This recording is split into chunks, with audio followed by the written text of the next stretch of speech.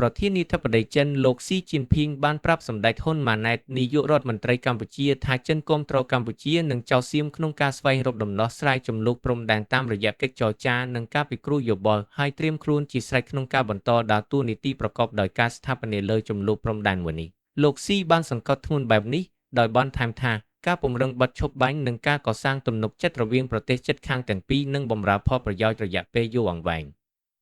សម្ដេចហ៊ុនម៉ាណែតបានថ្លែងអំណរគុណចំពោះចិនដែលផ្ដល់តម្លៃដល់កិច្ចចរចាសន្តិភាពនិងពង្រឹងការដោះស្រាយប្រកបដោយសន្តិភាពលើជម្លោះព្រំដែនមួយនេះលោកស៊ីក៏អំពាវនាវឲ្យប្រទេសទាំងពីរសហការជាមួយគ្នាដើម្បីបង្ការឧក្រិដ្ឋកម្មឆ្លងព្រំដែនដូចជាការរត់ពន្ធទំនិញខុសច្បាប់ល្បែងអនឡាញនិងការច្បោកតាមប្រព័ន្ធទំនាក់ទំនងជាដើម។